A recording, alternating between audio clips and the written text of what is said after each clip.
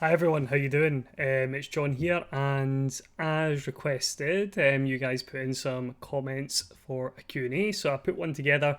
I'm not doing it live this time, I'll probably do it live after the next trip, which is scheduled to be in September, October, so that's the 29th of September through until the 6th of October. I'll be staying at the Cosmopolitan for 7 nights, which is great, it's fully comped, taking advantage of my last 5 night offer and 2 nights have been gold with identity.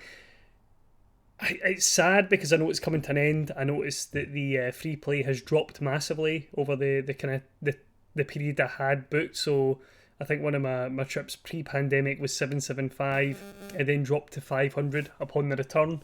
Actually, no, 775 in my return in November, 500 in April, 400 just there in July. June, July, and now it's dropped to 100, which is quite in line with a lot of MGM offers you actually start to see. So I think they're starting to crack down on what they were giving out as free play, so that transition's happening. But at the moment, I'm really looking forward to the trip. It's 2 months out.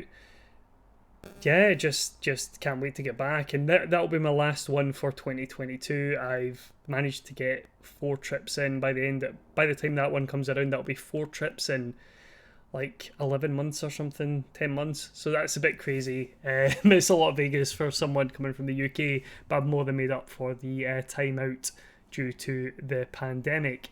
Now, before I get into some of the questions that you all have, I just want to say thank you. We're over 1,250 subscribers now on the channel, which is just fantastic. I never thought that I'd be able to grow the channel as quickly as I have. The response has been fantastic to the vlogs. Comments all over the place. I try and reply to each and every one, and if I miss anything from you, then I do apologise. It's not intentional. It's just one of these things that does happen. But I think I do a pretty good job of replying to just about every single one of you. So yeah, no, just that. First of all, I just want to kick off with a big thanks. Couldn't do it without the support of everyone who has, viewed, subscribed, commented, liked the videos, shared the videos, and some of the feedback I've got has been absolutely fantastic. And I just want to say thanks. It really does actually encourage me to go and do the vlogs, in the future, rather than actually just kind of go, no one's really too interested. But I think just to give you guys a bit of an insight in terms of like why I do it. I do it because I enjoy like recording things when I'm out there. I enjoy documenting the trips. I enjoy looking back at some of the videos I take, and it's nice to just have an avenue to kind of share that with people who also really enjoy those aspects of Las Vegas. Some of you have subscribed to the channel for a long time, and before it became the vlog channel, which it now is, I used to upload slot bonus videos, which I did for a long while, and eventually kind of just it became tiresome doing it that way. Just because I guess if you weren't hitting anything massive or you weren't hitting a jackpot, some people weren't really that interested. So once I started watching vlogs such as Matt Bridger, PJ Slots, were two of the first ones I actually did watch and really enjoyed, I thought, do you know what, that'd probably be really cool to kind of start documenting my own trips, and it's memories for me to look back on as well, and really remember some good times on Mountain Las Vegas. So I just think it's great to record your passion and share it with others who might enjoy that content. And there's some great vloggers out there, and I'll mention a few of them as we kind of go along. But yeah, no, that's why I do this. But I get, again, thanks for all the comments. I went out looking for Q&A questions to go through it, and you guys did not disappoint, and you gave me a bunch of questions to go through. So let me just kick things off. And this first one from Jay Reed. Hi Jay, brilliant video John, thank you. I think this was on response to the first episode of the latest series. How was World Traveller Plus on the new BA plane? I'm flying over in September from Glasgow via Heathrow. How was the connection and any delays? So first of all, thanks Genji. I hope you have a great trip in September when you head over.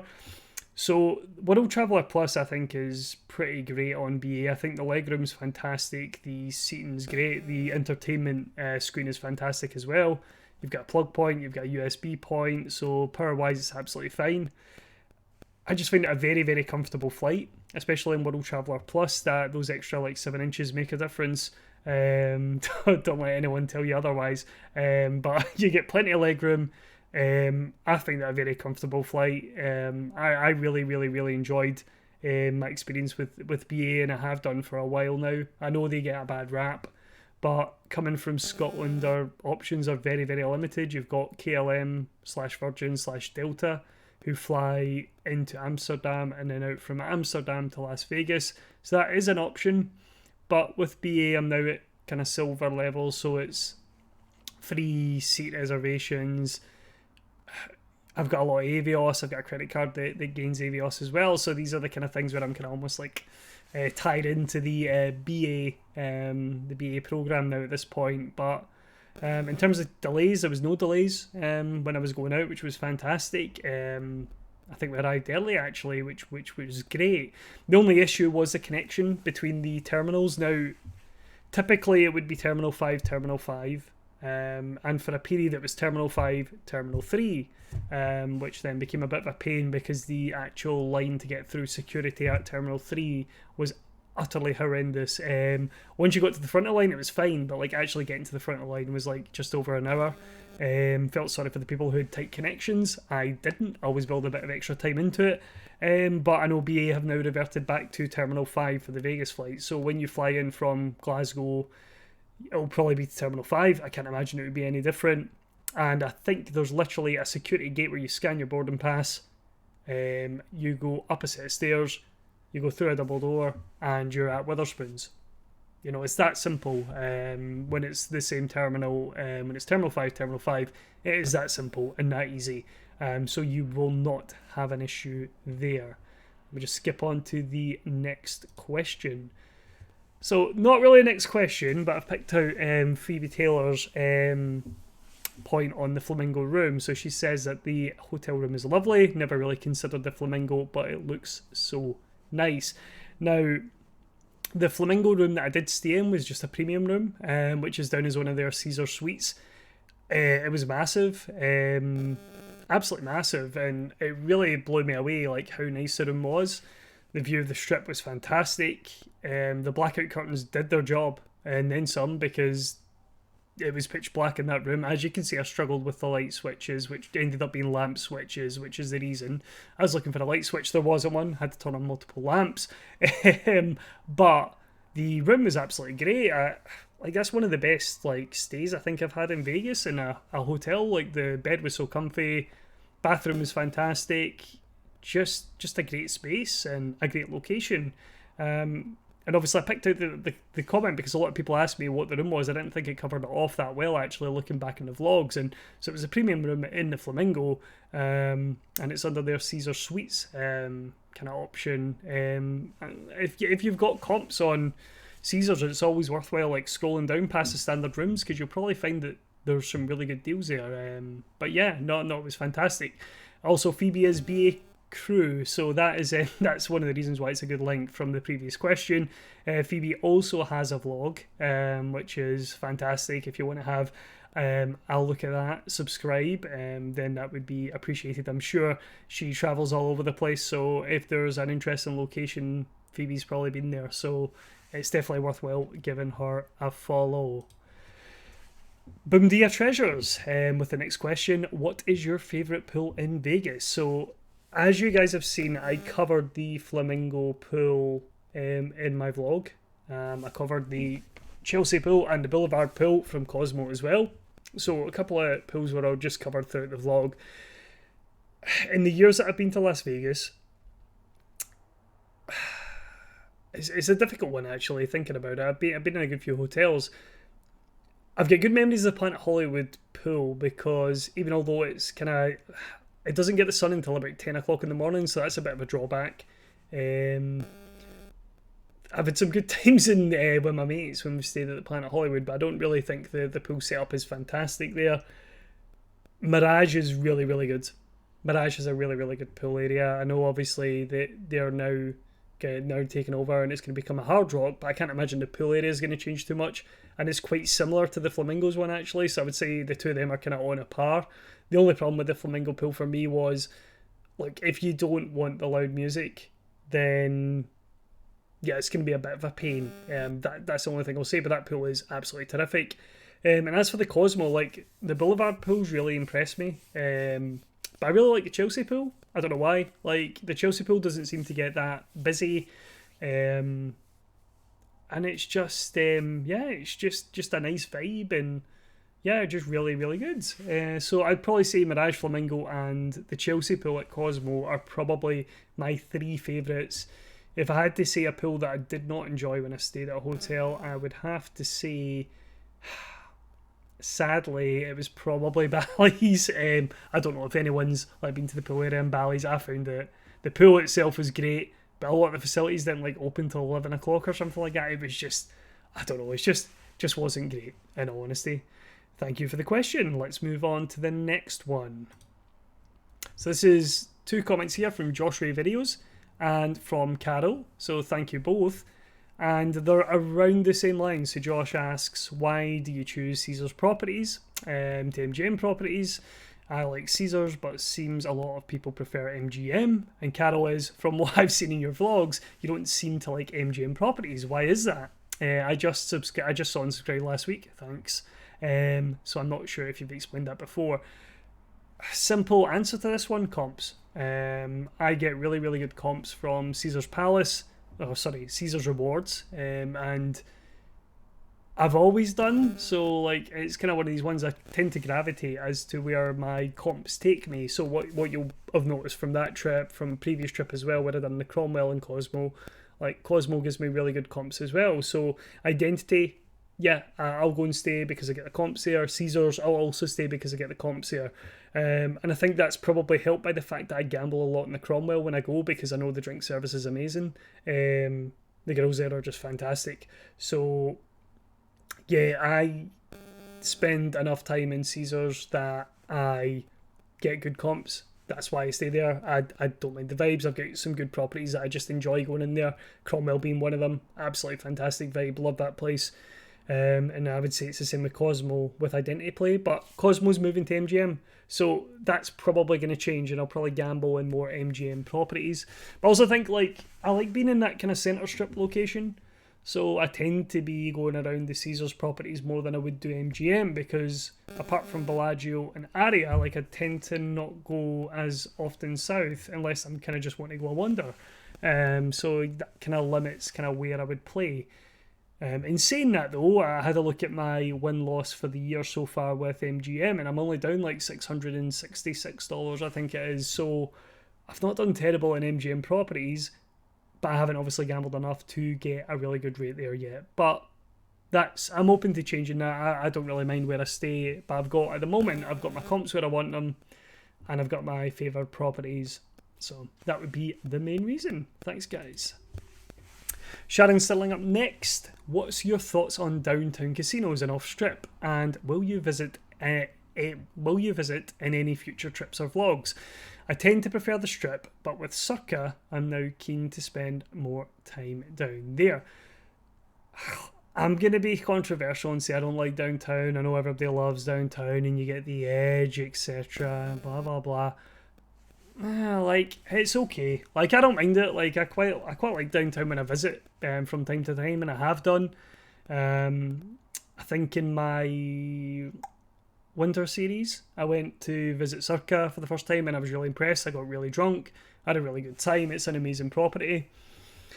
But again, unless I'm getting comps down there, I'm probably not going to venture down there for any kind of extended period of time. And I think people have mentioned it, that with Circa, there doesn't seem to be much appetite for giving out comps at the moment, unless you know Richard, for example.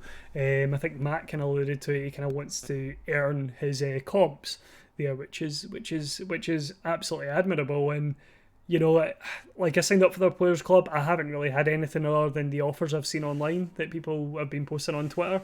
So for me, I kind of like the nicer properties down the strip. Circa's obviously really nice. I know the Plaza have done a great job with stuff as well. like I'll go back down probably in the next trip, and I'll spend a bit more time down there. Like it's, I feel like I'm going out my way to play similar games. Yeah, probably. But sometimes it's nice to get the surroundings. But I will say I was really impressed with Circa. I think they've done a great job, and I wouldn't hesitate to go down there and gamble again one night. And I probably will do in the next trip because, I liked it down there. As for the rest of it, I'm not really too like.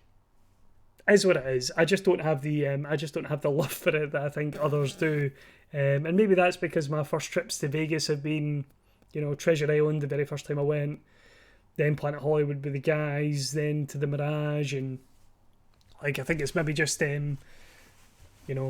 long I've been going to Vegas, and what were your first experiences, and most of mine have been strip centric. So I think that's really the case. But Circa is fantastic, and I will be back down there. And I would definitely recommend that you go down, Sharon, and at least spend the night kind of down there and, really take it in.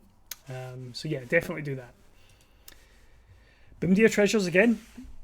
Do you know of any ways to get discounts on show tickets? Well, I did. I felt I did.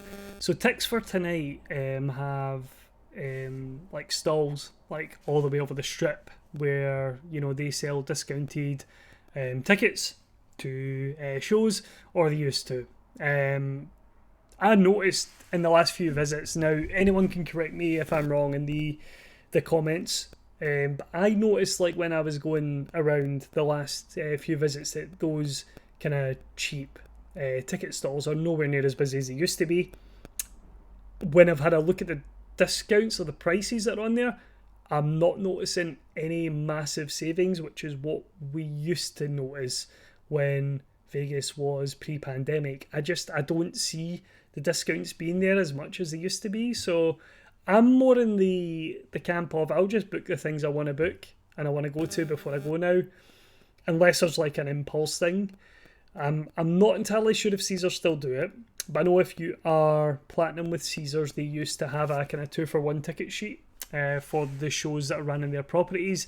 And if there was availability, you could get 2-for-1 tickets. So it's always worthwhile taking a trip down the rewards desk at Caesars properties, and I guess the same with MGM Rewards, because that way you can check if they've got any discounts or any offers on the shows that they are running. And I guess that would be likewise with Identity Play at Cosmo, and likewise with the Win, etc, etc. So yeah, I always ask at the kind of rewards desk if there's anything going on. I think with some of the programs, I think with Identity, when you're at Gold, it's like 2-for-1 to Opium or something like that. Is it called Opium? I don't know. I'm not entirely sure. But I think there is something through the rewards programs. You can have a look at Tix for Tonight. I just don't think the discount is as good as it used to be, unfortunately.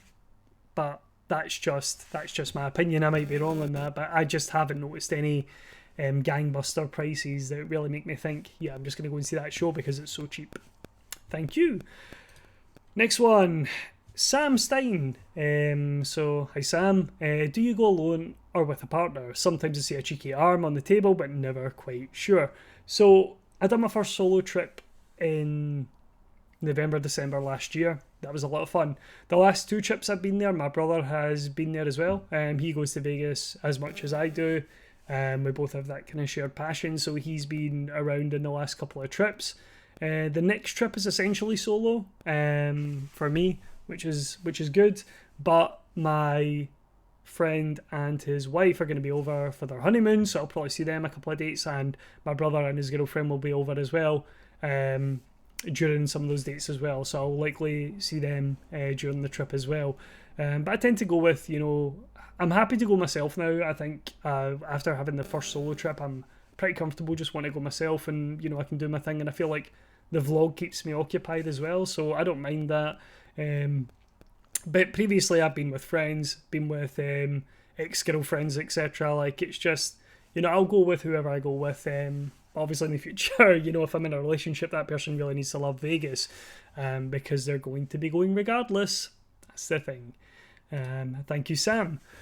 Karen, what is your favourite slot to play, and describe your perfect day in Vegas? Thanks. Thank you, Karen. Favourite slot. It's a tough one. I have a few slots that I do really enjoy. You'll have seen, obviously, I have a big love for Buffalo Gold. I would say Buffalo Gold's up there.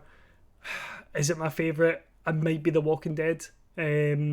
Originally, it was the original Walking Dead version was my favourite slot. Then The Walking Dead 2 came out, and I've had so many like good runs on that slot machine over the years, and you know, some really big wins on there that, yeah, I think The Walking Dead, and I'm a sucker for a theme, for something I enjoy. So like Game of Thrones, love it. So any slot that comes out, I'm gonna love it, regardless of the pace being pretty shit at times. I'm gonna love it, and likewise with The Walking Dead, it's a license, it's a show I've loved. Not so much now, but in the glory years, yeah, fantastic show. So yeah, Walking Dead is probably my favourite slot to play. And describe my perfect day in Vegas. Perfect day for me, God. Do you know what? I think it's probably just having a really good day with friends, really. And that can pretty much be the chilling out at the pool in the morning before it gets too hot, heading out, doing a bit of a strip walk and hitting a few casinos, having a few drinks, getting that kind of Vegas buzz on as you're kind of walking about, grabbing a bite to eat. I don't tend to go to many restaurants when I'm out there. I tend to do a lot of kind of fast food and stuff. Like, I don't spend a lot of money on the kind of food situation. I will go out to a nice steakhouse, so throw that into the perfect day. And then at night, just hanging with friends again, having a great time on the slots. And I would say the perfect day would probably be topped off with a hand pay, but that's not happened for me as of yet. But honestly, I'm just kind of like, I think my perfect day is pretty much most of my days in Vegas is just having just a generally good time, carefree, and just, if your money lasts a full day, then yeah, it's just pretty perfect at that point. It's a pretty crap answer, I know, but like that's what it is for me. Thank you, Karen. Jean or Jean, I'm gonna go with Jean Roach though. Do you use a separate microphone? A lot of the time there is a dip in the sound and I can't understand what you're saying. Huge smile on my face when you react to Britney, so thanks for that. Now, this is something I've noticed on my vlogs over the last like kind of period of time I've been doing it. Now, I think what the issue is because I like to try and capture more of the slot machine, and I feel like games, like, they're getting so tall in the cabinets and things like that, like with even Buffalo Gold, to keep a track on what's there in terms of how many Gold Buffalo heads have you collected. I like to use the wide angle lens, but I think that's to the detriment. I think every time I activate that wide angle lens, the microphone is then less focused on me being the subject, who's actually speaking. So it seems to be overpowered. Voice. I seem to have my voice overpowered compared to the actual surroundings. So I'm hoping this will be better in the next trip, because I'm not going to use the wide angle lens unless I really feel like I'm not capturing much of that slot machine. So thank you for the question on it, because it's definitely something that's been on my mind since I've been recording the videos. So yeah, no, something I'm trying to figure out. I don't use a separate mic, I use the mic that's on the phone, but I think as soon as I hit that wide angle, it just messes up the sound. So I'm going to stick to the kind of standard zoom, and we're going to see how we go in the next trip. Thanks for the question. Kevin with a lot here. Thanks, Kevin. Great friend of the vlog, because he is all over my comments. Okay, I'm freaking cheeky here, big man. Don't feel like you have to reply to any of mine. I always go so far. You don't. It's absolutely fine. Did you have a budget this last trip? In fact, any of your trips, do you set a daily budget and not go past that? And if so, what was it? So not a cheeky question, Kevin. I think it's a lot of people are quite transparent. The Coin Show have a really great way. Shout out to those guys. They've started their new series. It's a fantastic vlog. As always, they play a lot of games that I like The Hobbit and things like that. So it's always a great watch, and the two of them are just great personalities. But they have like kind of $350 a day in an envelope and kind of, well, a zip bag, and they play up to 500 Tito's and stuff like that. So they've got an interesting, creative way of doing it. I quite like it. But in terms of my daily budget, I tend to budget $500 a day, because I do a lot of gambling during the day as well. I feel like that's kind of like, for me, that kind of helps me get through the day. And people will probably be like, oh, 500 a day, you should be betting more. Like, I do dabble in kind of higher bets and higher denominations. It just a lot of the time it doesn't make the vlog because it's not interesting content. It's been pretty terrible. So maybe I should share some more of that. But in terms of like going above it, I will go past it. Like if I feel I need to, if I feel I need to go back up to the safe, a classic Matt Bridger going back up to the safe, I will do that. I will do that. And you know, my money's there. I take my money when I go. The last few trips I've not withdrawn any more money than I intended to withdraw, so that's a good thing for me. I've either taken the money with me or I've made the withdrawals that I'm there that are what to spend. So like I feel like I've got a good handle on it. I feel like I know what I want to spend on a trip in Vegas. So yeah, that's roughly about $500 a day. August, well, this coming trip in September, October, I might be in a position where I might push that budget a bit, being the last trip of the year as well. So watch this space. I'll probably mention that on the next set of vlogs. And do you always get your rooms completely comped? Not always, not always. So the last trip, the Flamingo, I was there for 5 nights. I paid for 1 night in the room, which was there, and stupidly I never went and spoke to anyone at the rewards desk about getting the resort fees taken off. That's me being stupid on that one. So I think the total cost was something like about $300 odd dollars or something like that. It wasn't too bad in general. I was pretty happy with that. I think I paid for 1 night, which was $79 in the room I was staying at, and you know the other 4 nights were comped. Cosmo has been completely comped for all my recent trips, so I've not paid a penny in Cosmo for anything, and that's fantastic. I love it there, and I love the way Identity works. It works really well for slot players like myself. I'm sad that it's going to move to MGM Rewards. It's not moved yet. I am going to try and secure as much as I possibly can room bookings for next year. If I possibly can get that secured for next year, I will do that, because yeah, I don't want to miss out on any potential great comps at the Cosmo. So what do I do for work? You mentioned Nicky Firmage, works an understudy for Steven Spielberg. What is your real job? Yeah, I'm not going to go into what my job is. I work in the banking industry. As a bit of background, I actually had an architecture degree. I studied architecture at uni. I graduated during the financial crisis in 2008, 2009, where there was no need for architects because no one was building anything, so they don't need people to design buildings. So where did I stumble? I stumbled into a call centre job with a bank, which was about 3 minutes walk from my bed, so that was very convenient. But the thinking at the time was, you know, if I'm going to work full time somewhere, let's work somewhere that I can possibly carve out a career. And you know, I've kind of worked my way into different positions in the banking industry, and where I've got to now was a recent promotion. I'm in a really good space. I really enjoy what I do.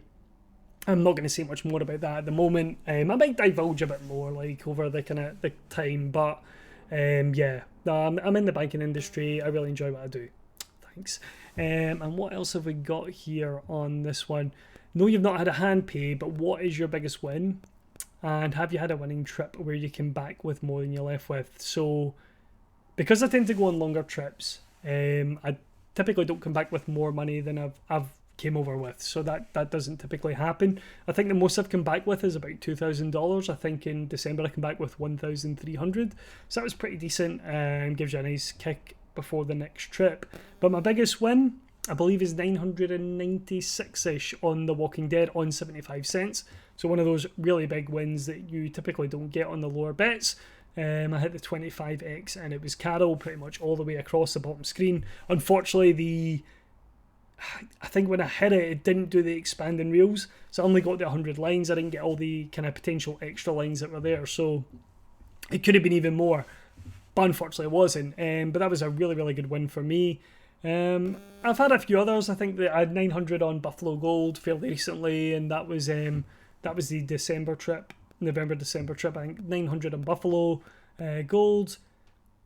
Yeah, and I think after that 700 was maybe one of the bigger ones on the really old Lord of the Rings machines, which were the kind of, you would follow the kind of path to Mordor. They're one of the really, really old machines. I hit something like $700 at 4 a.m, 5 a.m, and the Mirage in the glory days where I was absolutely steaming, didn't know what I was doing. So, yeah, there's definitely room to get bigger wins for me. It'll happen. I'm sure the hand pay will happen. Maybe in the next trip. We'll see what happens. Yep, that's I think I've covered off everything. So, fantastic. Thank you for that, Kevin. Appreciate it. And then, of course, we're on to the last one. I was never going to miss out my good friend Matrix 2021. Hilarious vlogs. If you aren't watching Matrix, then what are you doing, guys? Like, he's just hilarious. So I'm probably going to take this a bit of a different direction. I'll try to produce something for you here, Matrix, for the response. So what are your top three Britney albums, and what are your top three Britney non-single album tracks? Let me just have a quick think about this one. Okay, so I had to look these up because I'm not entirely sure of the album names. I can give you my top three songs. I can give you my top three songs. Toxic is definitely up there as one of my favourite songs. I just love Toxic. I'll put a bit of a clip in of each of the songs at the end of this anyway. That's the intention, at least. So Toxic's probably going to be number one for me in terms of my songs, and I think that's on the album In The Zone. And then I'm probably looking at, and see, this is the thing, actually, there's a couple of songs that I just really, really like Womanizer and Circus. I think are two fantastic tracks. They're on the album Circus, but I really like Womanizer. I really like Circus as well. Now, if I was going to go for Oops, I Did It Again, like, that would be obvious. Baby One More Time, that would also be obvious. But Lucky is probably one of my favourite songs as well. I actually really like Lucky. I think it's just a fantastic track. It's a really good listen. I think that's in the Oops, I Did It Again album as well. So yeah, I think you're going to go with Lucky, one of Womanizer and Circus, and then Toxic. So that would be the kind of three album tracks that I really like out of the three albums: In The Zone, Circus, and Oops, I Did It Again. So there you go, Kevin. And I'll roll it over to Miss Spears just briefly. Well,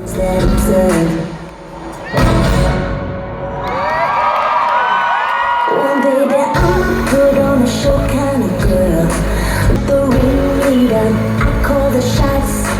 I'm like a firecracker, I make it hot when I put on a show. The adrenaline moving through my veins. Spotlight on me and I'm ready to break. I'm like a performer, the dance floor is the stage. Better be ready, hope that you feel the same.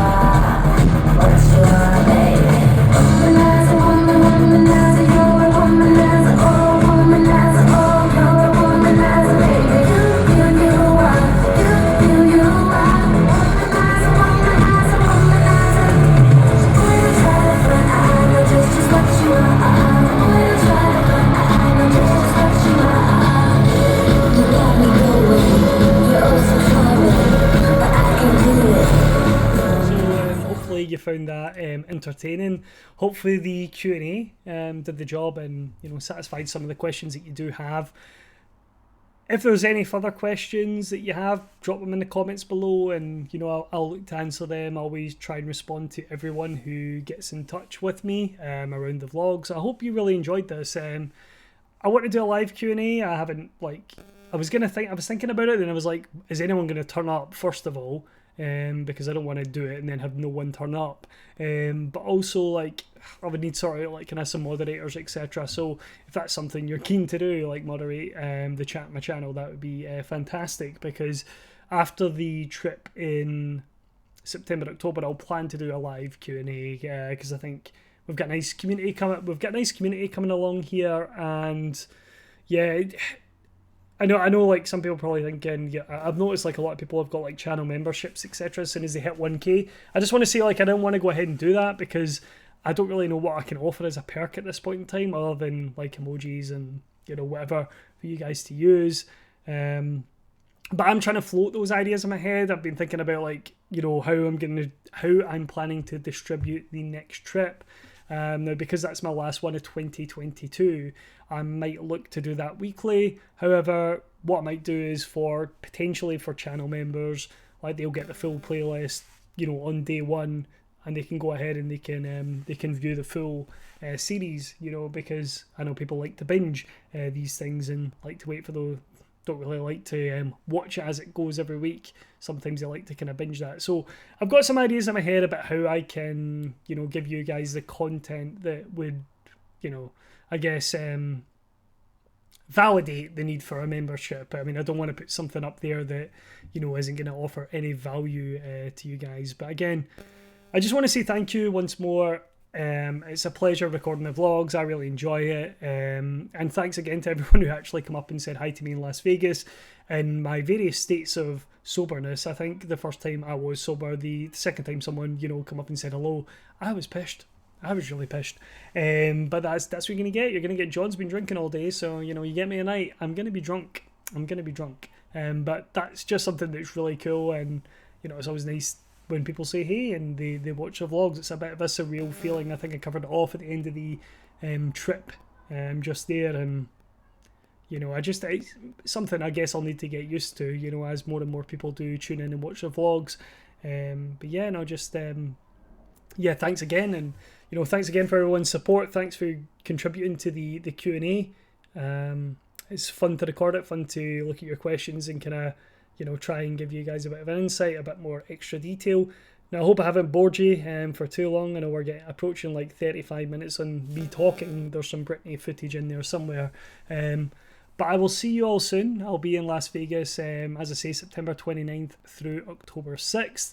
I'll be going to go and see Katy Perry on the final night on the 5th of October. So if anyone's out there seeing Katy Perry on that night, let me know, because I'll be down Resorts World that evening.